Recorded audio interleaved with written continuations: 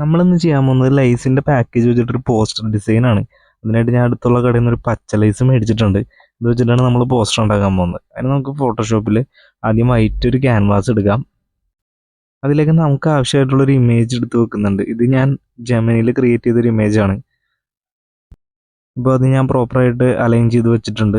ഇനി നമുക്ക് വെക്കാനുള്ള അതിലോട്ട് നമ്മുടെ ലൈസിൻ്റെ പാക്കേജിൻ്റെ ഇമേജാണ്. ഞാൻ ഓൾറെഡി ആ ലൈസിൻ്റെ ഒരു ഫോട്ടോ എടുത്ത് വെച്ചിട്ടുണ്ടായിരുന്നു. അതിൽ നിന്ന് കട്ട് ചെയ്തെടുത്ത ഇമേജാണിത്. അത് ഞാൻ ഈ വണ്ടിയിൽ കറക്റ്റായിട്ട് പ്ലേസ് ചെയ്ത് കൊടുക്കുന്നുണ്ട്.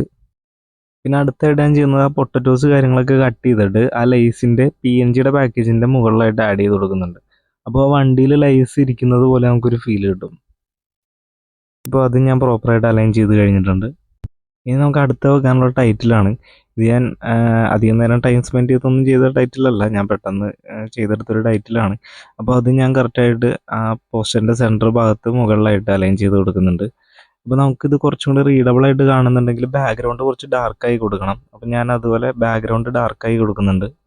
പിന്നെ അടുത്ത വെക്കാനുള്ളത് നമുക്ക് ലൈസിൻ്റെ ലോഗോയാണ്. ഇത് ഞാൻ ഗൂഗിളിൽ ജസ്റ്റ് സെർച്ച് ചെയ്തപ്പോൾ എനിക്ക് അവർ തന്നെ ഒരു ലോഗോ കിട്ടിയായിരുന്നു. അത് ഞാൻ കട്ട് ചെയ്ത് PNG ആയിട്ട് കൊണ്ടുവന്ന് വെക്കുന്നതാണ്. അത് കഴിഞ്ഞ് അടുത്ത് ഞാൻ ചെയ്യുന്നത് ആ ഒരു സൂര്യൻ്റെ ലൈറ്റിംഗ് വന്നപ്പോൾ അത് ഞാനൊരു ഓവർലേ കൊണ്ടുവന്ന് വെക്കുന്നുണ്ട്. ആ ഒരു സൂര്യൻ്റെ തന്നെ ലൈറ്റിങ്ങുള്ള ഒരു ഓവർലേ ആഡ് ചെയ്തിട്ടുണ്ട്. പിന്നെ ലാസ്റ്റായിട്ട് നമ്മൾ കുറച്ച് ക്ലാരിറ്റിയും ടെക്സ്ചറും കാര്യങ്ങളൊക്കെ ആഡ് ചെയ്ത് ഫൈനൽ ഔട്ട് എടുക്കുന്നതാണ്. അപ്പോൾ ഇതാണ് നമ്മുടെ ഫൈനൽ ഔട്ട്.